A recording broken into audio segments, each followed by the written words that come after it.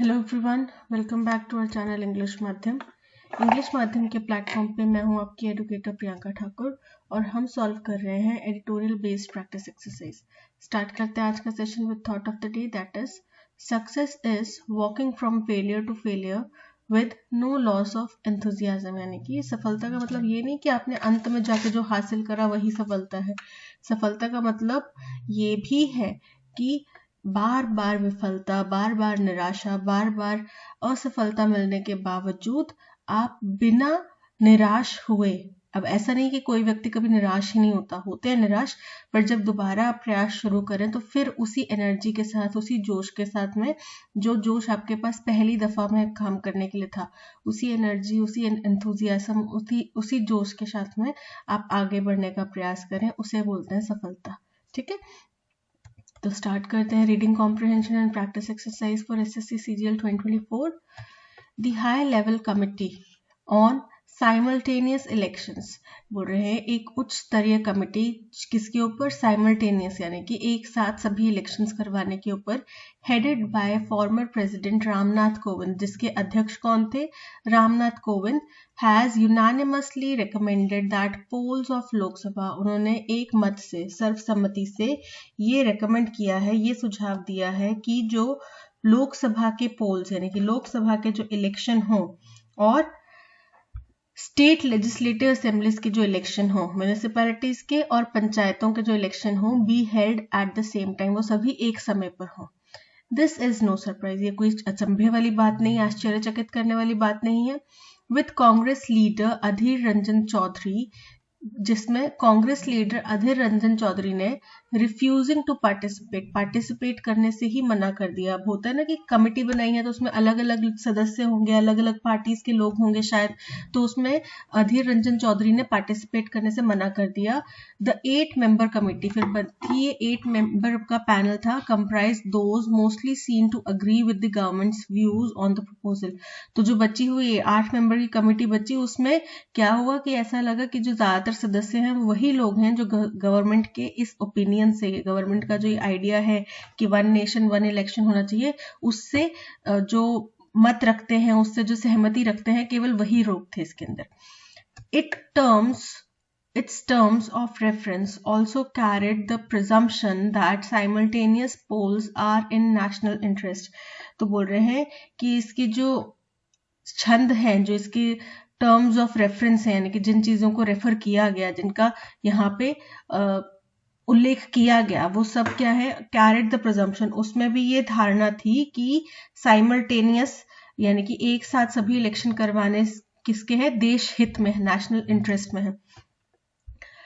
इसको पढ़ने से पहले पीडीएफ जरूर डाउनलोड कर लेना और पीडीएफ डाउनलोड करके सारी वोकैब एक बार खुद से पढ़ो, पैसेज को खुद से पढ़ो, उसके बाद यहाँ पर आओ। अगर अभी भी आपने डाउनलोड नहीं करी है ना पीडीएफ, तो लेक्चर को यहीं पॉज करके पहले टेलीग्राम चैनल पर जाके पीडीएफ डाउनलोड करो, पेपर खुद सॉल्व करो। हर एक पीडीएफ को अगर आप एक पेपर की तरह लोगे ना, मॉक टेस्ट की तरह लोगे, तो आपको बहुत अच्छे रिजल्ट्स मिलेंगे।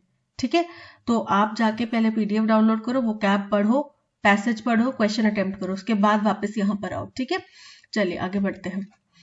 The question then is whether the Kovind committee report has merely rubber stamped the government's proposal। बोल रहे हैं, तो अब सवाल जो उठता है वो ये उठता है कि ये जो कोविंद कमेटी थी, रामनाथ कोविंद द्वारा अध्यक्ष करी गई कमेटी थी, क्या ये केवल सरकार की जो ओपिनियन है, सरकार का जो प्रपोजल है, उसको रबर स्टैंप लगाने के लिए बनाई गई थी, और if its conclusions are a product of considered deliberation, या फिर इन्होंने जो कंक्लूजन निकाला है वो बहुत ज्यादा विचार विमर्श करने के बाद में, बाकी जो इसके अगेंस्ट में पहलू हैं उनको भी गौर तलब करने के बाद में निकाला गया है। ठीक है, देखो दो चीजें होती हैं।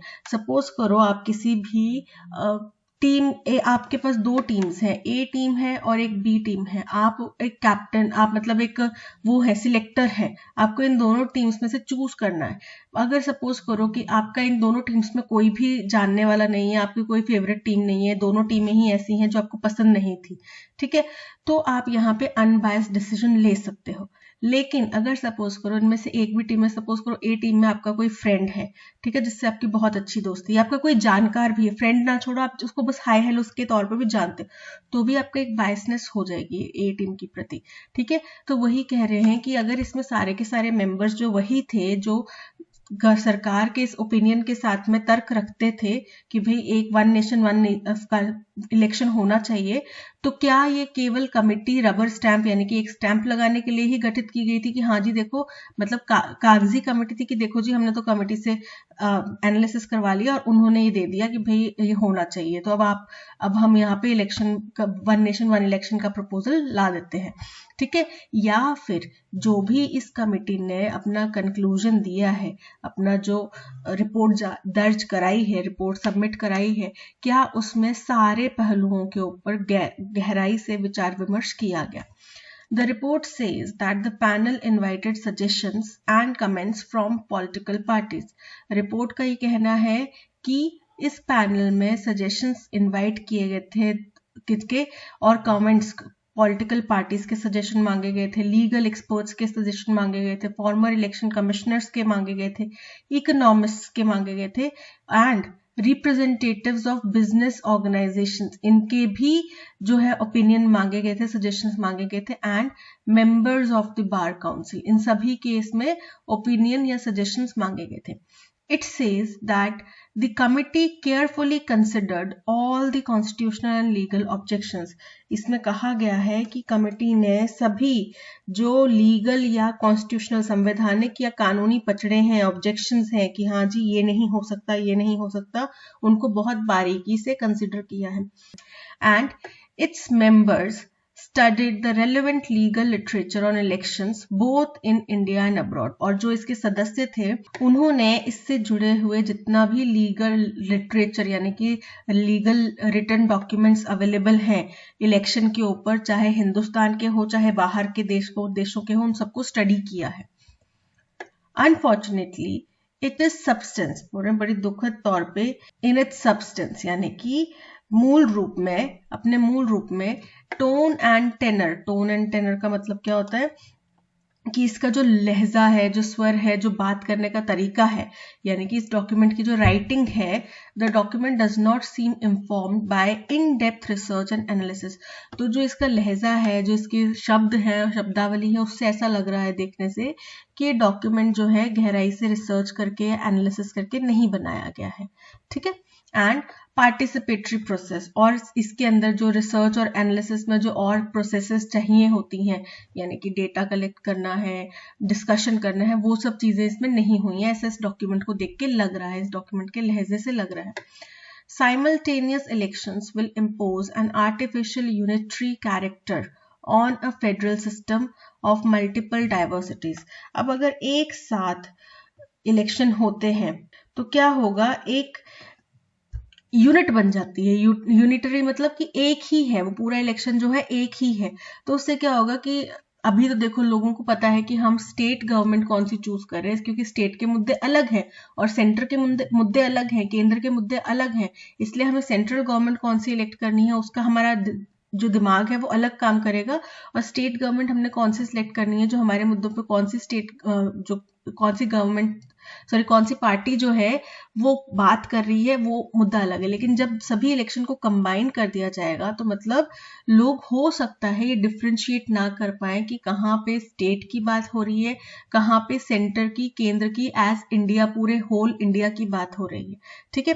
तो बोल रहे हैं कि ये जो साइमल्टेनियस इलेक्शन होंगे ये यूनिटरी कैरेक्टर दे देंगे, आर्टिफिशियल तौर पे दोनों इलेक्शंस को एक ही मान लिया जाएगा, and a federal system of multiple diversities, ठीक है। यूनिटरी कैरेक्टर हो जाएगा किसका, फेडरल सिस्टम का, जो संघीय ढांचा है, अलग अलग डाइवर्सिटीज का, अलग अलग स्टेट्स का, उनके ऊपर केवल एक ही कैरेक्टर चल पड़ेगा, ठीक है। The report at best engages cursorily with this concern. तो बोल रहे हैं कि ये रिपोर्ट जो है वो बहुत ही ऊपर की तरह से इस जो कंसर्न है इसके ऊपर बड़ी ऊपर से निगाह मारती है, यानी कि एक आधी लाइन, दो लाइन या एक पैराग्राफ में बता दिया कि ऐसा नहीं होगा जी, ये गलत तर्क है, इसके ऊपर कोई हमें तथ्य नहीं मिला, ठीक है। लेकिन जो एक डर है किसी के मन में वो भी जायज है। Instead it's 320 odd pages belabor that separate elections cause a waste of resources।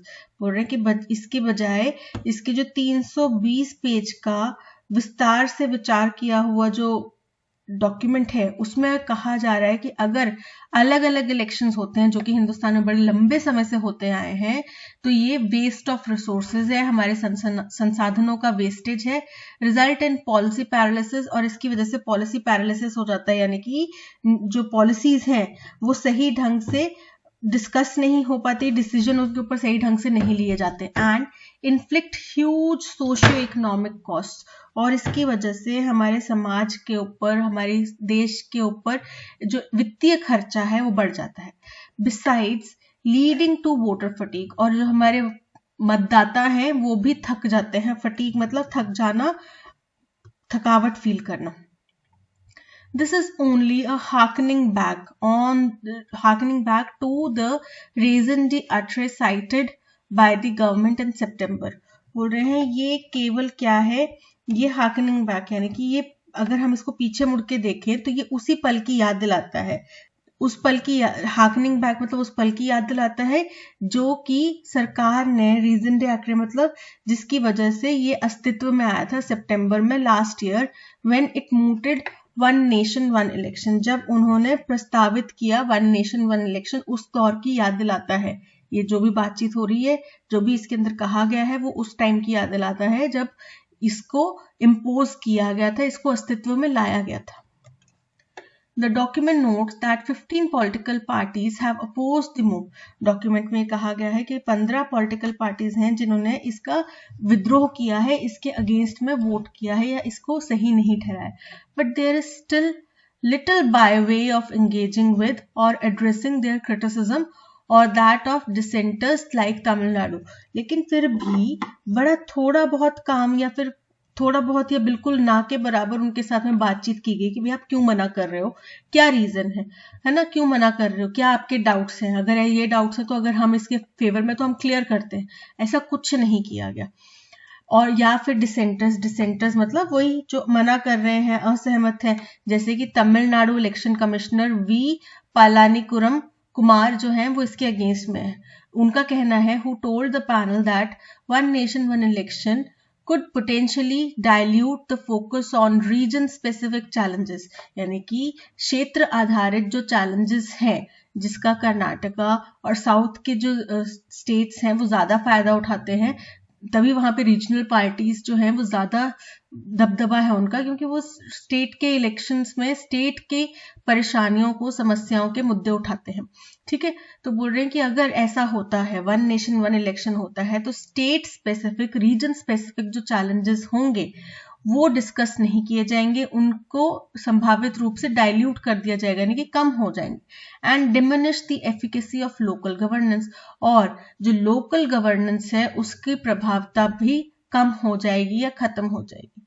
The suggestion of former chief justice of Madras high court, एक सजेशन सुझाव दिया गया former chief justice Madras high court के हैं संजीव बनर्जी, उनके द्वारा state funding of elections is a more effective reform to tackle inefficiency finds a mention. तो ये एक तर्क दिया गया, ये उनके द्वारा एक सुझाव दिया गया, इसको भी उनने जो रिपोर्ट है उसमें मेंशन किया गया है। उन्होंने कहा कि हमें क्या करना चाहिए, सरकार द्वारा फंडिंग करवानी चाहिए इलेक्शंस की, जिसका मतलब ये होगा कि वो और ज्यादा प्रभावी तौर से काम करेंगे। जो तमिलनाडु के जो इलेक्शन कमिश्नर हैं उन्होंने जो डाउट उठाया ना कि इससे लोकल गवर्नेंस प्रभावित होगी, तो उसकी प्रभाविता को बरकरार रखने के लिए उनके द्वारा फंडिंग करवानी चाहिए, ये कह रहे हैं। So, do the concerns of former Chief Justice of Delhi High Court, फिर उसमें ये दिल्ली हाई कोर्ट के फॉर्मर चीफ जस्टिस है AP शाह, उनके भी कंसर्न्स जो है, उनकी भी चिंताएं जो है मेंशन की गई हैं, that simultaneous elections hinder political accountability, की एक साथ इलेक्शन कराने से पॉलिटिकल अकाउंटेबिलिटी यानी कि रिस्पॉन्सिबिलिटी, जवाबदेही जो है वो कम हो जाएगी, उसमें रुकावट आएगी, बाधा डलेगी। As fix terms of representatives unwarranted stability without performance scrutiny, क्योंकि अगर फिक्स 5 साल का टर्म है तो उसके अंतर्गत उनको ये डर नहीं रहेगा कि भाई हमें कोई जांचेगा, हमारी जांच पड़ताल होगी, हम इससे पहले भी धराशायी हो सकते हैं, हम इससे पहले भी जा सकते हैं, वो नहीं रहेगा, वो डर उनके मन में नहीं रहेगा। फिर वो बेधड़ल्ले से अपनी मर्जी से काम करेंगे और 5वां साल आते आते जी हाथ जोड़ के हमारे दरवाजों में पहुंच जाएंगे, दी हमने इतना काम किया, ऐसे किया, वैसे किया। ठीक है, These compelling arguments have been crunched into a few sentences. तो ये जो बड़े आकर्षक और बड़े पावरफुल जो आर्ग्यूमेंट्स हैं, तर्क हैं, इनको छोटे से संक्षिप्त से सेंटेंसेस में, थोड़े बहुत सेंटेंसेस में इस रिपोर्ट में डाला गया। Unfortunately, the report does nothing more than dismiss these apprehensions as misplaced. और बड़े दुखद तौर से, बड़े दुखद रूप से ये रिपोर्ट में इन सभी जो लोगों के डाउट हैं, इतने बड़े बड़े लोगों के डाउट्स हैं, इन सबको ये कह के खारिज कर दिया गया कि ये सब डाउट्स मिसप्लेस्ड हैं, यानी कि सही नहीं है, अनुचित है। Undoubtedly, the Indian electorate is, as the report says, sagacious enough to differentiate between national and regional issues. बोल रहे हैं कि इसमें कोई शंका नहीं है, बिना किसी शंका के जो हमारा हिंदुस्तान का जनमत है, जनता है जो वोट करती है, वो क्या है, रिपोर्ट के अनुसार सैगेशियस है, यानी कि बड़ी ही बुद्धिमान है कि वो डिफरेंशिएट कर पाए, अंतर निकाल पाए कि क्या तो रीजनल मुद्दे हैं और क्या नेशनल मुद्दे हैं, उनके बीच में अंतर निकाल पाए। As also between national and regional parties, और साथ ही साथ नेशनल पार्टीज और रीजनल पार्टीज के बीच में वो अंतर करना जानते हैं। तो देखो भाई, जब दोनों चीजों का आप एक ही इलेक्शन कर दोगे तो अगला बंदा यही सोचेगा ना कि भाई जो वहां पे सेंटर में बनेगा, अभी तो मैं उसका वोट दे रहा हूँ, उसको कैसे पता चलेगा कि ये अलग वोट हो रहा है, ये अलग वोट हो रहा है। आप अपने मम्मी पापा वगैरह से पूछो, कितने लोगों को, खास करके मम्मियों से पूछो जो घर पे हाउस वाइफ है, उनसे पूछो उनको क्या पता है लोकसभा के बारे में, लोकसभा कौन सी होती है और असेंबली कौन सी होती है, पूछो उनसे। विधानसभा, विधान परिषद, ये क्या होता है, लोकसभा, राज्यसभा में, विधानसभा, विधान परिषद में क्या डिफरेंस है, मम्मियों को नहीं पता होगा। ज्यादातर जो घर में रहते हैं, जो नहीं ज्यादा अवेयर होते, या तो कोई बहुत अवेयर है, रेगुलरली अपडेटेड रहते हैं, उनको पता हो सकता है, लेकिन ज्यादातर मम्मियों को नहीं पता होगा। आप घर में एक्सपेरिमेंट करके देख लो, दादी को नहीं पता होगा। तो वो कैसे डिफरेंशिएट कर पाएंगे कि भाई इस वक्त हम जो वोट डालने जा रहे हैं वो नेशनल पार्टी के लिए डालने जा रहे हैं और इस वक्त हम अपनी रीजनल पार्टी के लिए डालने जा रहे हैं, ये हमारे रीजन के लिए हो रहा है और ये हमारे नेशन के लिए हो रहा है। और कैंपेनिंग जब एक साथ होगी तो कोई भी रीजनल पार्टी एक नेशनल पार्टी के साथ में कैसे कंपेयर करेगी अपने आप को, जो फंडिंग नेशनल पार्टी के पास में होगी और रीजनल पार्टी के पास में नहीं होगी। ठीक है, तो वो कैसे अपने आप को उनके समकक्ष लाके खड़ा करेंगे। But One nation, one election could flatten the political diversity that has marked India's electoral calendar since the 60s. बोल रहे हैं, लेकिन ये जो वन नेशन वन इलेक्शन है, ये क्या कर सकता है, फ्लैटन कर सकता है, यानी कि समतल कर सकता है। किस चीज को समतल कर सकता है, जो पॉलिटिकल डाइवर्सिटी यानी कि डिफरेंस है, विविधता है, किसमें, जो कि हिंदुस्तान के इलेक्टोरल कैलेंडर के अंदर है। कब से, 60s के दशक से, when synchronicity of the election calendar was first broken, जब पहली दफा ये जो सिंक्रोनाइजेशन था कि स्टेट के इलेक्शंस और केंद्र के इलेक्शन एक साथ होते हैं, वो पहली दफा टूटे थे, उनके अंदर जो सिंक्रोनिटी थी वो टूटी थी। Much has changed in India Indian polity since then. तब से लेके अब तक हिंदुस्तान की पॉलिटिक्स में बड़ा कुछ परिवर्तन आया है, including the ascendance of regional parties in large parts of the country. और जिसके अंदर क्या शामिल है, जिसके अंदर जो डोमिनेंस है रीजनल पार्टीज की देश के बड़े हिस्से में, वो भी शामिल है। जैसे कि उत्तर प्रदेश में समाजवादी पार्टी का दबदबा है, ठीक है, बिहार में उनकी नीतीश बाबू की अलग से अपनी पार्टी है, साउथ में द्रविड़न पार्टी, बंगाल में टीएमसी वगैरह, सबका अपना अपना दबदबा है। जो सेंट्रल पार्टीज हैं, केंद्रीय पार्टीज हैं, जैसे कि बीजेपी हो गई, कांग्रेस हो गई, और अब आम आदमी पार्टी एक केंद्रीय पार्टी बनने की कोशिश कर रही है, तो इनका जो दबदबा है वो northern part of the country है। ठीक है, उसके बाद में ईस्टर्न पार्ट्स में अलग ही पार्टीज चलती हैं, उनके अलग वहां पे उनके इश्यूज अलग हैं, तो उनकी पार्टीज अलग हैं जो रूल कर रही हैं। तो बोल रहे हैं कि ये जो है यहाँ पे हिंदुस्तान की पॉलिटी में बड़ा कुछ बदलाव आया है और रीजनल पार्टीज का दबदबा बड़ा है। The Samajwadi Party's response underlined the fear that state-level parties will not be able to compete with national parties. वही चीज जो मैंने आपको पहले भी बोली थी, समाजवादी पार्टी ने भी वही डर जताया है कि जो स्टेट लेवल की पार्टीज हैं वो किसी भी हाल में नेशनल लेवल की पार्टीज का मुकाबला नहीं कर पाएंगी इन इलेक्टोरल स्ट्रैटेजी, अगर उनको इलेक्शन की स्ट्रैटेजीज बनानी हो और इलेक्शन के लिए खर्च करना हो तो, which too does not seem to adequately draw the attention of the committee. बोल रहे ये तर्क भी इस कमिटी, जो गठित कमिटी थी, इसका ध्यान अपनी ओर आकर्षित नहीं कर पाया, जो कि बड़ा वैलिड तर्क है। आप खुद सोचो कि आप अपने संसाधनों की कमी जो बराबरी है वो अनिल अंबानी के संसाधनों से कर सकते हैं? नहीं कर सकते ना। क्या आप उनके सामने जाके बोलेंगे कि भाई आपने इतना पैसा अपने बेटे की शादी में खर्च किया, मैं इससे इतना करूंगा? नहीं बोल सकते। हाँ, लेकिन आप अपनी सोसाइटी में खड़े होके अपने आस पड़ोस के लोगों से बोल सकते हैं कि भाई आपके परिवार में शादी में इतना खर्चा हो, हम इससे ज्यादा कर सकते हैं। ठीक है, उनके साथ में हम कंपैरिजन कर सकते हैं, लेकिन अनिल अंबानी के साथ में नहीं कर सकते, आप मुकेश अंबानी के साथ में नहीं कर सकते, right? The panel's report cannot be the last word on a proposal with far-reaching consequences. तो बोल रहे हैं ये जो इस पैनल की रिपोर्ट है ये अंतिम निर्णय नहीं हो सकता इस प्रपोजल के ऊपर, वो भी ऐसा प्रपोजल जिसके कॉन्सिक्वेंसेस, जिसके परिणाम जो हैं बड़े लंबे जाने वाले हैं, बड़े ज्यादा होंगे, पूरे देश को इसका प्रभाव झेलना पड़ेगा। तो ये जो है इसके ऊपर केवल इस पैनल की रिपोर्ट जो है वो अंतिम फैसला नहीं हो सकती। That go beyond political ideological lines, जो कि पॉलिटिकल यानी कि जो हमारी पॉलिटिक्स है उसकी, और आइडियोलॉजी यानी कि वैचारिक धारणाओं से भी परे जाते हैं, इसके रिजल्ट्स जो हैं उनसे भी परे जा सकते हैं। इन डेज टू कम, आने वाले दिनों में, the legitimate concerns of those who disagree must be heard respectfully and heated.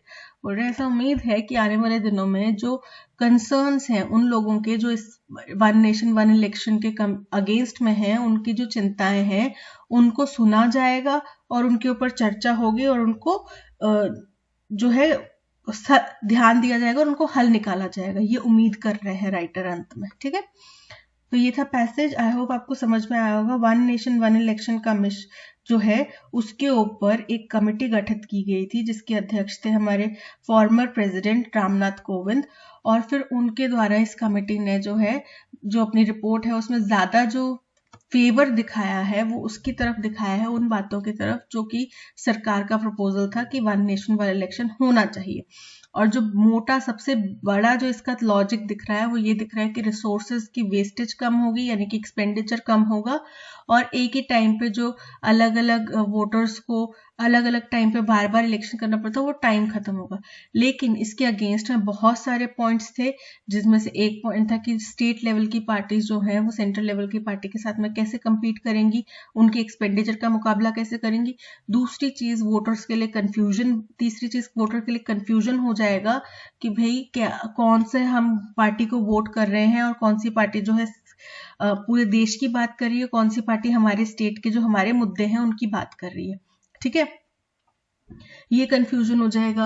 और बहुत सारी उन्होंने कुछ इफ्स एंड बट्स बताए, पर उनके ऊपर इस कमेटी के अंदर, इस रिपोर्ट के अंदर ज्यादा चर्चा नहीं करी। एक एक दो लाइनों के अंदर उनको निपटा दिया गया और ये कह दिया गया कि ये इल इन्फॉर्म्ड या मिसप्लेस्ड इंफॉर्मेशन है, इंफॉर्मेशन इनकरेक्ट है, ये कह दिया गया। ठीक है, तो ये था पैसेज। अब चलते हैं क्वेश्चन नंबर 1 की तरफ। Why did the High Level Committee on Simultaneous Elections recommend holding polls for the Lok Sabha, State Legislative Assemblies, Municipalities and Panchayats at the same time? बोल रहे हैं कि ये जो हाई लेवल की कमेटी गठित करी गई साइमल्टेनियस इलेक्शन के ऊपर, इसने क्यों कहा कि Lok Sabha, state legislative assembly, municipalities और पंचायत के इलेक्शन एक समय पे होने चाहिए? तो क्या तर्क था उनका कि भाई वोटर थकेगा नहीं और पॉलिसीज के अंदर पैरालिसिस नहीं आएगा। ठीक है, टू एनहांस वोटर टर्नआउट, की सबसे ज्यादा वोटर आए वोट करने के लिए, इसलिए ये किया जा रहा है। तो ऐसा नहीं तर्क दिया। टू प्रमोट नेशनल इंटीग्रेशन, ये भी तर्क नहीं दिया। To reduce policy paralysis and voter fatigue, option C is correct, ये तर्क उन्होंने दिया था। Which concern regarding simultaneous elections is mentioned in the report but not adequately engaged with? बोल रहे हैं कौन सा ऐसा कंसर्न है साइमल्टेनियस इलेक्शंस के बारे में जो कि रिपोर्ट में मेंशन तो किया गया है लेकिन उसके ऊपर ज्यादा डिस्कशन नहीं की गई। The impact of national security, national security की यहाँ पे कहीं भी बात नहीं आ रही, हमारे देश की इलेक्शंस हैं उसमें हमारी नेशनल सिक्योरिटी को कोई हानि नहीं होगी।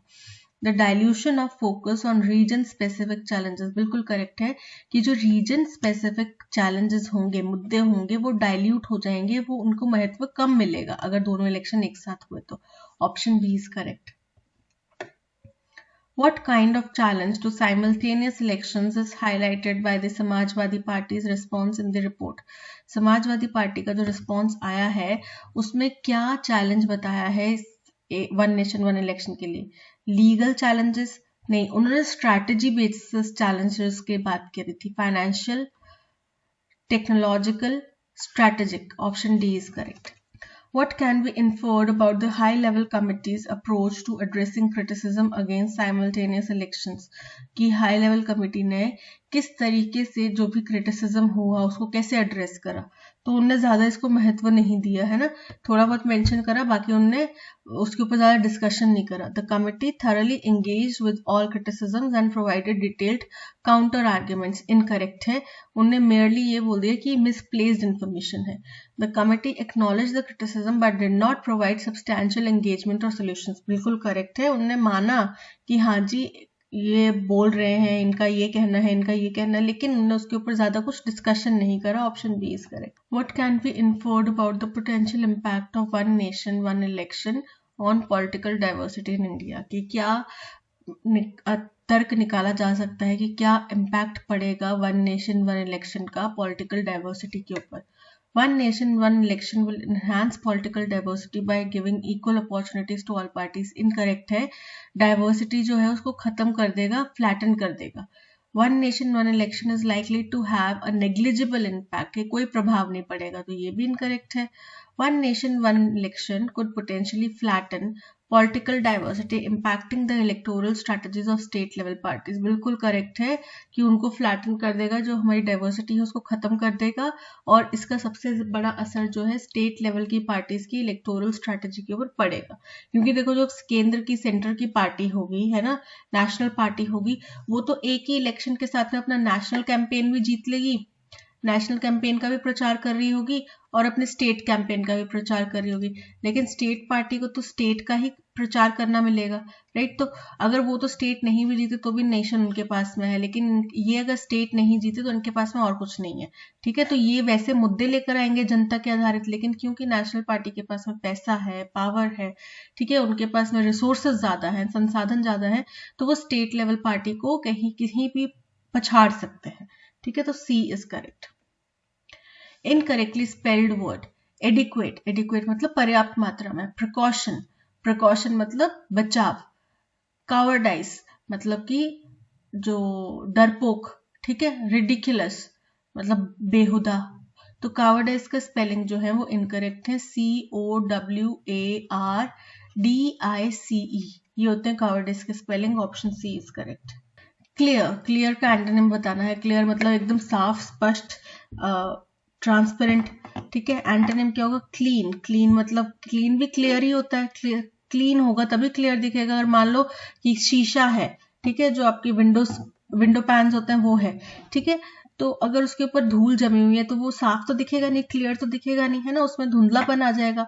ओपेक, ओपेक मतलब जो पारदर्शी ना हो, जिसमें से आप देख ना सके, वो हो गया ओपेक। मेस, मेस मतलब अव्यवस्थित। अनटाइडी, अनटाइडी मतलब खराब, अस्त व्यस्त। तो मेस और अनटाइडी एक ही चीज होते हैं। तो क्लियर का एंटोनिम क्या हो गया? ओपेक, जिसमें से आप देख नहीं सकते। अब इसमें सेंटेंस को हमें पैसिव फॉर्म में कन्वर्ट करना है। Myra installed the new software on her computer. Myra subject, installed verb, कौन सी फॉर्म में है? वर्ब पास्ट फॉर्म में है, ठीक है।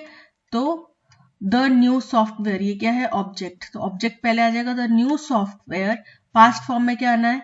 वॉज इंस्टॉल्ड, किसके द्वारा? By Myra on her computer. The new software had installed, incorrect है। The new software is present नहीं आएगा। वर, बहुत सारे सॉफ्टवेयर नहीं है, एक सॉफ्टवेयर है, वर नहीं आएगा। The new software was installed by Myra on her computer. Option D is correct. Be quite by quiet efforts to seek a meeting point between differing बोल रहे हैं बहुत सारे एफर्ट्स लगाए गए ताकि एक मीटिंग पॉइंट, एक बीच का पॉइंट निकाला जा सके। डिफरिंग मतलब अलग अलग व्यू पॉइंट्स, जो ओपिनियंस होते हैं ऑफ इंडिविजुअल्स और ऑर्गेनाइजेशंस के बीच में एक व्यू पॉइंट जो है, अलग अलग मतभेदित वाले पॉइंट्स हैं, उनके बीच का एक कुछ रास्ता निकाल जाए। Mediation is rarely a spontaneous act, more often than not it is preceded. जो आपने एकदम से बिना सोचे विचारे कुछ किया हो, ठीक है, तो ऐसा नहीं होता कि मीडिएशन जो है, मीडिएशन यानी कि मध्यस्थता कभी भी स्पॉन्टेनियसली नहीं हो सकती। आपको उसके लिए पहले विचार विमर्श करना पड़ेगा, सोच विचार करना पड़ेगा। मोर ऑफ्टन देन नॉट, जो कि अधिकतम समय, अगर हमेशा नहीं पर अधिकतम समय, it is preceded by quiet efforts, चुपचाप किए जाने वाले प्रयासों से ये, मतलब इससे पहले, मीडिएशन से पहले कई चुपचाप किए जाने वाले प्रयास होते हैं टू सीक, ताकि एक मीटिंग पॉइंट निकाला जा सके between differing viewpoints of individuals और ऑर्गेनाइजेशंस। तो मीडिएशन इज फर्स्ट होगा, more often than second, by quite third, और viewpoints four. Mediation is rarely a spontaneous act, by quite नहीं आएगा। Mediation is rarely a spontaneous act, more often than not it is preceded by quite efforts, ठीक है, differing viewpoints, बिल्कुल correct है, option B is correct. As things stands, यानी कि जैसे अभी स्थिति बनी हुई है, ठीक है। I don't think we'll be able to meet the deadline, तो मुझे नहीं लगता कि हम डेडलाइन तक पहुंच पाएंगे, डेडलाइन मीट कर पाएंगे। जैसे कि अभी स्थिति बनी हुई है, मुझे नहीं लगता कि हम डेडलाइन तक अपना काम पूरा कर पाएंगे। टू गेट एवरीथिंग ऑर्गेनाइज, हर चीज को व्यवस्थित करना। In the current situation, option B is correct. To disagree completely, to work very hard, incorrect. The world of work is changing faster than the workforce, बोल रहे हैं जो काम करने की दुनिया है वो काम करने वालों की कंपैरिजन में ज्यादा तेजी से बदल रही है। एआई आ चुका है, चैट जीपीटी आ चुका है, हर पल यूट्यूब पे कोई भी वीडियो खोलो उससे पहले एक डिस्क्लेमर आ जाता है कि एआई जो है आपकी जॉब्स खाने वाला है, ठीक है। To survive technological developments and automation, workers must upgrade their skill. तो इसी टेक्नोलॉजी की डेवलपमेंट को और ऑटोमेशन की डेवलपमेंट को अगर हमें बच के निकलना है इससे, यानी कि बच के निकलना इन द सेंस कि ये नहीं कि हमें इससे बच के निकलना, ये सीखना ना पड़े, बच के निकलना कि वो हम ये बच जाए कि वो हमारी नौकरियां ना खा जाए, तो हमें क्या करना पड़ेगा, अपने स्किल्स को अपग्रेड करना पड़ेगा। India surpasses China as the world's most populous country in demographic composition. India जो है चाइना से आगे निकल चुका है, दुनिया की सबसे पॉपुलेशन वाली कंट्री बन चुका है, with a staggering 65% working age population, और जिसमें बहुत ज्यादा मात्रा जो है 65% की मात्रा वर्किंग एज पॉपुलेशन की है, having an average age of 28 years, और उसमें भी जो एवरेज एज है वो 28 साल की है। This population has the potential to propel the nation towards remarkable socio-economic progress. तो ये जो population है 28 साल वर्किंग एज population, इसके पास में ये पॉसिबिलिटी है, पोटेंशियल है, क्षमता है कि वो देश को एक बहुत ही ऊंचे सोशो इकोनॉमिक प्रोग्रेस के रास्ते पर ले जाए, and has the ability for transformative global impact, और दुनिया भर में एक ऐसा प्रभाव, ट्रांसफॉर्मेशन का प्रभाव लेकर आ जाए। To dash the benefit of demographic advantage, अब अगर हमें इसका बेनिफिट उठाना है, it is dash to equip our working population with employable skills. तो ये बहुत ज्यादा जरूरी हो जाता है कि हम अपनी वर्किंग पॉपुलेशन को एम्प्लॉयबल स्किल्स सिखाया जाए, ठीक है, and knowledge that meet requirements of the globalised labour market, और वो ज्ञान दिया जाए जो दुनिया के लेबर मार्केट के लिए जरूरी है, ठीक है। केवल किताबी कीड़ा नहीं, हल्दी घाटी की लड़ाई कब हुई उससे आपको आने वाले समय में कुछ लेना देना नहीं है, अनलेस आपने वो हिस्ट्री में जाके पढ़ना ना हो, टीचर ना बनना हो, या उस फील्ड में आपने कुछ डेवलपमेंट ना करना हो, तब तक आपको उससे हमारे आम जिंदगी में कहाँ यूज हो रही है कि हल्दी घाटी की लड़ाई कब हुई, नहीं आ रही ना। जब तक आपने कौन बनेगा करोड़पति में नहीं जाके कुछ ऐसा बम्पर जीतना हो, तब तक आपको कोई काम नहीं आ रही वो, ठीक है। तो इन सब चीजों के ऊपर जोर देने की बजाय स्किल डेवलपमेंट की आज की डेट में हिंदुस्तान में कई ऐसे बच्चे हैं जिनको एक्सेल चलाना नहीं आता, जिनको कंप्यूटर चलाना नहीं आता, तो उनको वो नॉलेज देनी चाहिए ना, तभी कोई उनको हायर करेगा। Skill development in educational institutions dash the critical enabler for improving employment outcomes। कि अगर हम एजुकेशनल इंस्टीट्यूट्स में स्किल डेवलपमेंट सिखाते हैं तो ये बहुत ही महत्वपूर्ण एक एनेबलर होगा, मतलब हमें इस काबिल बनाएगा, इस क्षमता देगा जिससे कि हमारे एम्प्लॉयमेंट के जो आउटकम्स हैं वो बेहतर हों, हायर प्रोडक्टिविटी मिले, leading to faster and more sustainable economic growth. ठीक है, there is a significant gap between the skills, एक बहुत बड़ा गैप है स्किल्स के बीच में in educational institutions in India and the skills required for the job. तो जो स्किल्स हमारे एजुकेशनल इंस्टीट्यूट्स में अभी सिखाई जा रही हैं उनके, और जो स्किल्स जॉब मार्केट के लिए चाहिए, उनके बीच में एक बहुत बड़ा गैप है। सबसे पहला, to dash the benefit of demographic advantage, तो उसके बेनिफिट्स उठाने की बात करी जा रही है।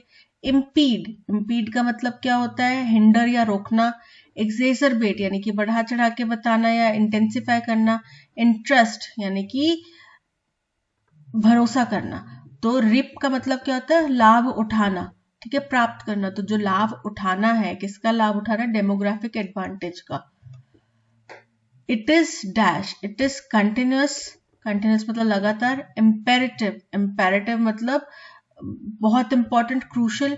इनएक्यूरेट मतलब जो सही नहीं है। एप्रिहेंसिव यानी कि चिंतित।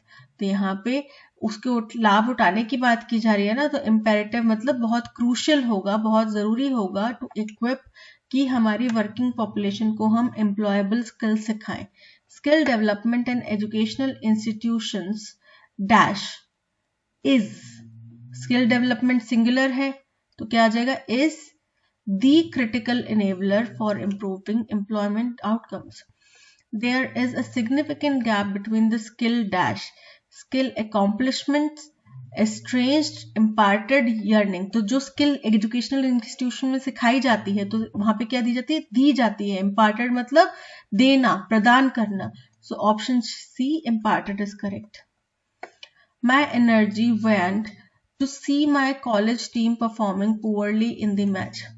सपोज करो आपने टिकट खरीदी आईपीएल का मैच देखने गए, आपकी फेवरेट टीम है चेन्नई सुपर किंग्स, मान लो, ठीक है, फॉर एग्जांपल ले लेते हैं।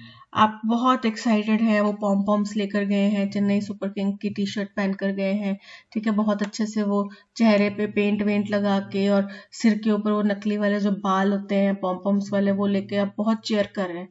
फिर आप देखते हैं कि आपकी टीम बहुत ही खराब परफॉर्म करने लगती है, एक के बाद एक बैट्समैन आउट होते जाते हैं, बॉलिंग के टाइम है तो एक के बाद एक कैच छोड़ते जाते हैं, रन आउट नहीं कर पाते, रन दिए जा रहे हैं, आप क्या हो जाएंगे, निराश।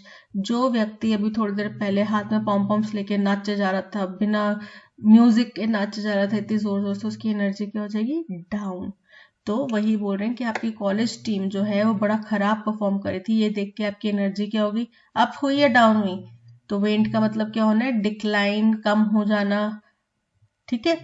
तो इसका एंटोनिम बताना है हमें। डिक्लाइन मतलब कम, डिम्ड मतलब भी धीमा हो जाना, एबेटेड मतलब कम हो जाना, ग्रू मतलब बढ़ना, बढ़ोतरी होना। तो एंटोनिम क्या हो गया, grew. Option D is correct.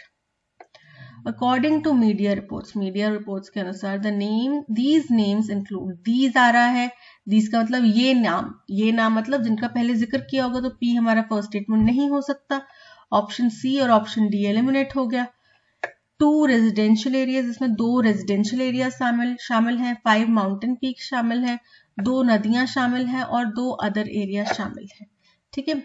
For the third time in recent years China's Ministry of Civil Affairs on April 2 made a provocative move, ठीक है, बोल रहे हैं तीसरी बार लगा इन कुछ सालों में तीसरी बार ऐसा हुआ है कि चाइना की जो सिविल अफेयर की मिनिस्ट्री है उन्होंने 2 अप्रैल को क्या किया, एक प्रोवोकेटिव यानी कि उकसाने वाला कदम उठाया by releasing new names of 11 places in Arunachal Pradesh. की इन्होंने क्या किया, अरुणाचल प्रदेश की 11 जगहों के नाम जो हैं वो नए नाम दे दिए, जो हमने उनको नाम दिए हैं उनके बजाय उन्होंने कुछ अलग नाम दे दिए, under the fig leaf of standardising geographical names in Zangnan a phony term invented by Beijing to claim that Arunachal Pradesh is South Tibet. तो बोल रहे हैं कि ये कदम उनने कैसे उठाया, उनने अपना जो ज्योग्राफिकल नेम एक दिया है जंगनान किसको, अरुणाचल प्रदेश को, और ये बोलते हैं फोनी नेम, मतलब झूठा नाम, बनावटी नाम, काल्पनिक नाम दिया है उनने, किसने, बीजिंग ने यानी कि चाइना ने, और कहते हैं कि अरुणाचल प्रदेश जो है वो साउथ तिब्बत है और उसको हम जंगनान बुलाते हैं। तो इस जो उनकी ज्योग्राफिकल स्टैंडर्डाइजेशन का जो एक नजरिया है उसके अंतर्गत उन्होंने ये क्या किया कि 11 जगहों के नाम बदल दिए। इट हैज ऑल्सो स्टैंडर्डाइज्ड, तो ऑल्सो आ गया, मतलब ये वाले स्टैंडर्डाइजिंग के बाद में आएगा ये, ठीक है, तो क्यू के बाद में आर आएगा, क्यू के बाद में आर, क्यू के बाद में आर।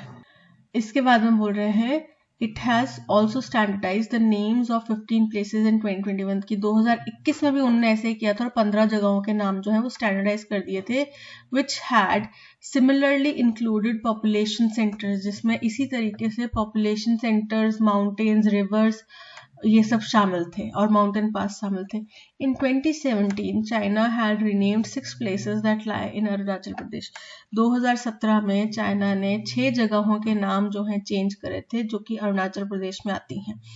तो देखो फर्स्ट स्टेटमेंट तो हमारा हो गया क्यू, क्योंकि इसमें बोला कि तीसरी बार किया, फिर उसके बाद में पहले ये एक बारी बता दिया, उससे पहले एक बारी 2021 में हुआ, उससे पहले एक बारी 2017 में हुआ, तीनों चीजों के नाम बता दिए, जगह वो टाइम बता दिया, ठीक है। फिर उसके बाद बोल रहे हैं कि 2017 में चाइना ने 6 जगहों के नाम जो हैं वो चेंज करे थे। उसके अलावा it had also standardise the names of 15 places in 2021। तो एस हमारा हो गया थर्ड और आर हो गया फोर्थ, ठीक है। तो Q P S R option B is correct. In both cohorts मतलब ग्रुप्स, तो बोल रहे हैं दोनों ही ग्रुप्स में most students were from scheduled caste, scheduled tribes, other backward caste and economically weaker sections. बोल रहे हैं दोनों ही ग्रुप्स में जो अधिकतर बच्चे थे वो या तो SC, ST, OBC या EWS से आते थे। Marginalisation and deprivation are factors but one also finds a wide spectrum of student. बोल रहे हैं मार्जिनलाइजेशन यानी कि ये जो अलग थलग रखा जाता है, और डिप्रिवाइजेशन यानी कि किसी को किसी चीज से वंचित रखा जाता है, ये तो फैक्टर्स हैं, लेकिन ऑल्सो फाइंड्स अ वाइड, एक और बहुत बड़ा स्पेक्ट्रम है स्टूडेंट्स का। इन 2014-2021 सेप्टेनियल यानी कि 7 वर्षों वाला, 7 सालों में होने वाला, यानी आप खुद ही देख लो 2014 से 2021 7 साल होते हैं, तो 2014 से 2021 सेप्टेनियल यानी कि 7 सालों में होने वाला, there were 122 cases in various higher education institutes. 122 cases थे अलग अलग हायर एजुकेशन संस्थानों में। किस चीज के केसेस थे, क्लैरिटी नहीं मिल रही, बोथ कोहॉर्ट्स, दोनों कोहॉर्ट्स, फिर क्लैरिटी नहीं मिल रही, यानी कि पी और क्यू जो है फर्स्ट स्टेटमेंट नहीं होंगे। ड्यूरिंग 2018-2023 क्विनकालियल के 5 सालों में होने वाला, 5 years, तो 5 years के अंतराल में there were as many as 61 students fading away। बोले 61 स्टूडेंट्स ने अपनी जान दे दी। तो ये समझ में आ गया कि जो बच्चे अपनी जान दे रहे हैं उनके बारे में चर्चा हो रही है। और जो बोथ कोहॉर्ट्स बोला गया वो 5 सालों का अंतराल और 7 सालों का अंतराल के लिए बोला गया, यानी कि पी जो है वो हमारा अंतिम स्टेटमेंट होगा। अब देखो यहाँ पे हमें ओपनिंग स्टेटमेंट अभी तक पता नहीं चला है, लेकिन बोथ कोहॉर्ट्स से और इन दोनों स्टेटमेंट्स को पढ़ने से हमें पता चल गया कि बोथ कोहॉर्ट्स जो है क्यू और आर के लिए बोला जा रहा है, यानी कि पी हमारा अंतिम स्टेटमेंट होगा, ठीक है। तो पी अंतिम स्टेटमेंट जो है वो सी में है, इसके अलावा और किसी में भी नहीं है, तो हमारा आंसर क्या हो गया, ऑप्शन सी इज करेक्ट। बोल रहे हैं 61 स्टूडेंट्स ने अपनी जान दी, कहाँ पे, in the Indian institutes of technology और IITs 33, the national institutes of technologies और NITs 24। 61 बच्चों ने जान दी ना, 33 बच्चे IITs से जिन्होंने जान दी, 24 बच्चे NITs से थे, the Indian institute of management से 4 बच्चे थे जिन्होंने अपनी जान दी। To read newspaper reports about young students ending their lives is disturbing. तो ये हमारा ओपनिंग स्टेटमेंट हो गया कि आजकल खबरें पढ़ना जिसमें ये लिखा हो कि हमारे युवा नौजवान बच्चे, छोटे छोटे बच्चे जो है अपनी जान को खत्म कर दे रहे हैं, ये बड़ा ही डिस्टर्बिंग है, बड़ा ही दुखद है, ठीक है। तो एस फर्स्ट स्टेटमेंट आ गया, पी लास्ट स्टेटमेंट आ गया, दोनों कंडीशन सेटिस्फाई हो गई।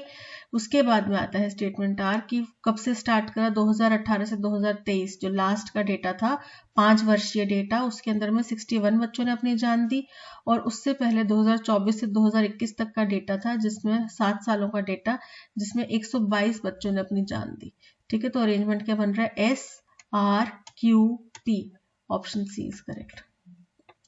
डिस्पाइट दिस, इसके बावजूद, इसके बावजूद किसके बावजूद, कुछ चीज पहले हुई होगी उसके बावजूद ना, तो पी हमारा फर्स्ट स्टेटमेंट नहीं हो सकता। ये दोनों ऑप्शन एलिमिनेट हो गए। The tree continue to thrive as a symbol of fortitude and hope, बोल रहे हैं इसके बावजूद भी ये पेड़ जो है अभी भी बना हुआ है, खड़ा है, अपनी जगह पर स्थिर है, तो ये क्या दर्शाता है, ये एक सिंपल है फॉर्टिट्यूड और होप का, उम्मीद और दर्द में भी खड़ा रह सके, दर्द झेल के भी व्यक्ति स्ट्रांग रह सके, उसमें फॉर्टिट्यूड मतलब एडवर्सिटी या तकलीफ में भी करेज से मुकाबला करे उसका, और उम्मीद का, होप का, इसका सिंबल है ये पेड़।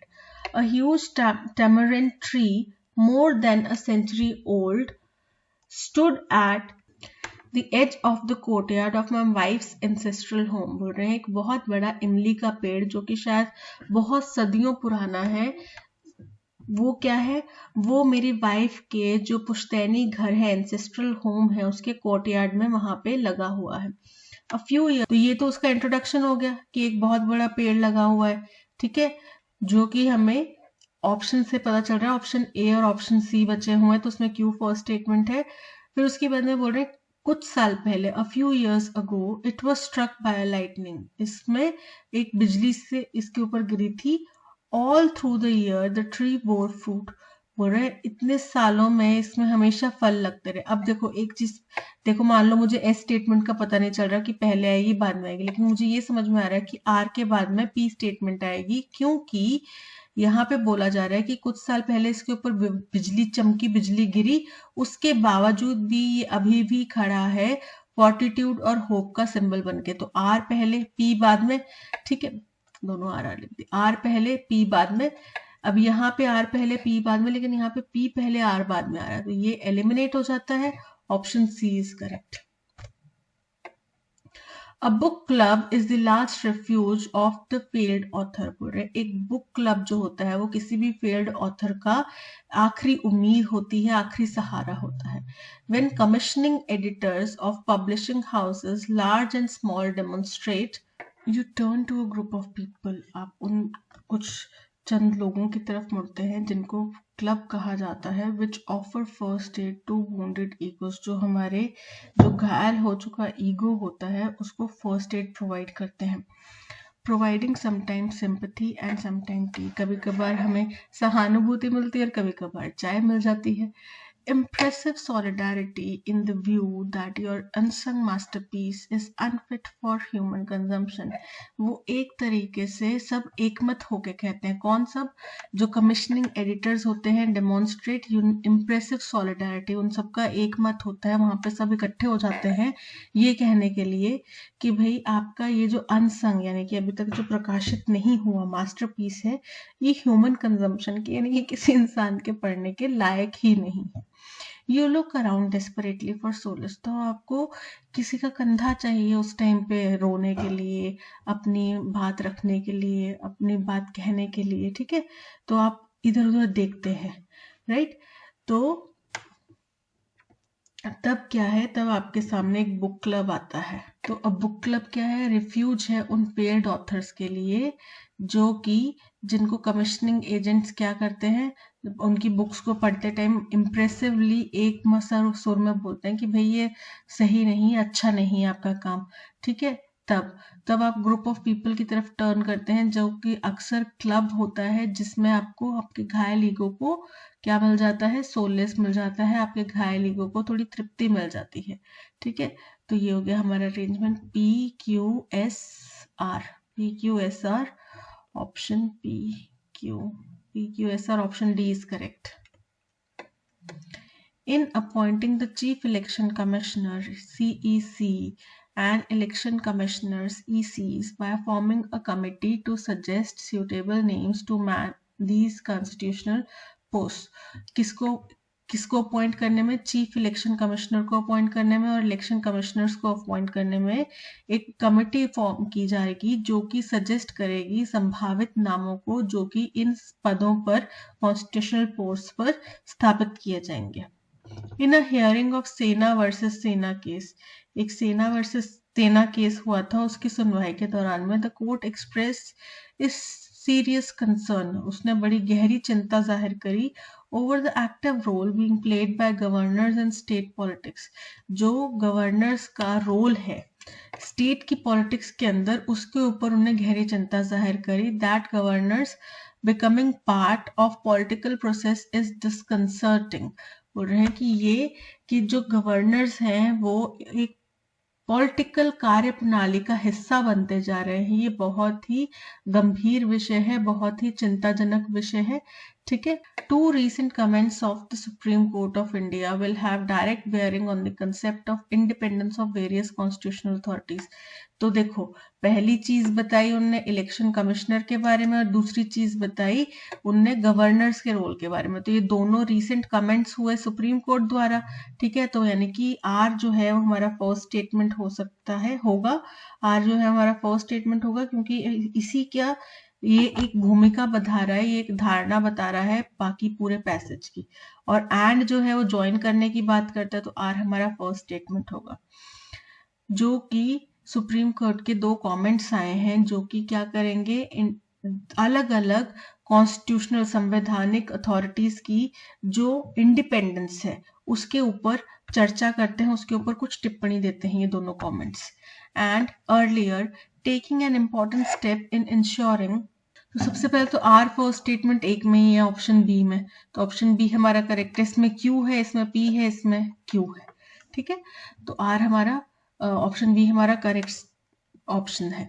इसके बाद में एंड अर्लियर, इससे पहले टेकिंग एन इम्पॉर्टेंट स्टेप, एक महत्वपूर्ण कदम उठाते हुए in ensuring independence of the election commission of India, election commission of India के इंडिपेंडेंस के ऊपर एक महत्वपूर्ण कदम उठाते हुए the court divested the executive of its sole discretion, बोल रहे हैं क्या हुआ कि अदालत ने ये एकमात्र विवेकपूर्ण काम किया, ऐसा कहने की वो कोशिश कर रहे हैं। डिस्क्रिशन किसमें, in appointing the chief election commissioner and election commissioners by forming committee. ठीक है, तो ये इनकम्प्लीट स्टेटमेंट था, कंप्लीट होता है पी के आने के बाद में, एस के बाद में क्या आएगा, पी आएगा। ठीक है।